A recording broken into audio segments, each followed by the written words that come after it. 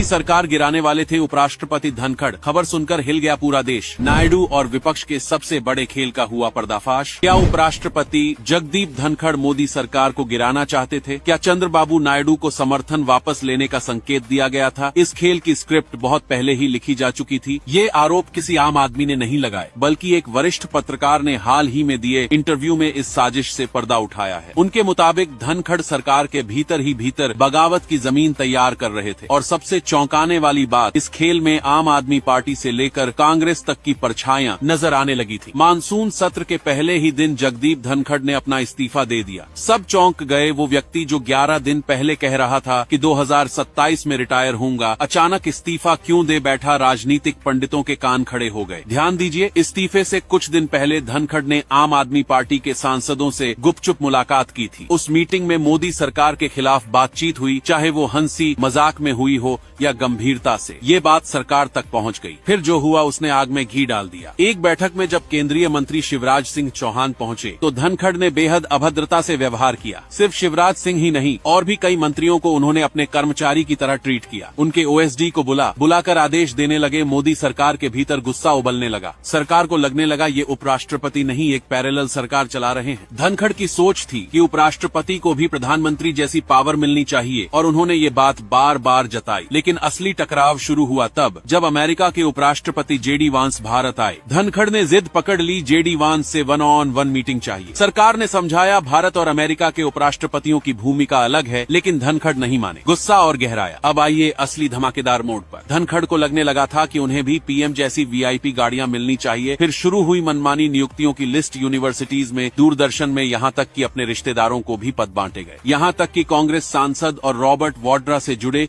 उनके दामाद का नाम सामने आया। ये सब संकेत दे रहे थे कि धनखड़ अब पूरी तरह सरकार के खिलाफ मोर्चा खोल चुके हैं। अब आते हैं सबसे विस्फोटक दावे पर। धनखड़ कुछ विपक्षी नेताओं से कह चुके थे, चंद्रबाबू नायडू को कहिए समर्थन वापस ले लें, सरकार गिर जाएगी। जी हाँ, नायडू के जरिए एनडीए को तोड़ने की प्लानिंग चल रही थी। इतना ही नहीं, किसान आंदोलन से जुड़े नेताओं से भी धनखड़ संपर्क में थे। अंदर खाने एक बड़े विद्रोह की स्क्रिप्ट लिखी जा रही थी। और जब जजों के खिलाफ महाभियोग प्रस्ताव आया, तब मामला फूटा। धनखड़ चाहते थे 2 जजों पर कार्रवाई, जबकि सरकार सिर्फ एक नाम पर विचार कर रही थी। लेकिन धनखड़ विपक्ष से पहले बात कर चुके थे। सरकार को जब पता चला कि विपक्ष के पास मीटिंग की जानकारी थी, पर लीडर ऑफ हाउस को नहीं, बस वहीं से सरकार का भरोसा टूट गया। फिर क्या था, सरकार ने अल्टीमेटम दे दिया, या तो खुद हट जाइए या कार्रवाई के लिए तैयार रहिए। धनखड़ समझ चुके थे कुर्सी पर रहकर बेइज्जती झेलनी पड़ेगी, इसलिए राष्ट्रपति भवन पहुंचे। बिना अपॉइंटमेंट लिए करीब 40 मिनट इंतजार किया और फिर स्वास्थ्य कारणों का बहाना बनाकर इस्तीफा दे दिया। अब सवाल ये उठता है, क्या अगर सरकार को समय रहते भनक न लगती तो मोदी सरकार सच में गिर सकती थी,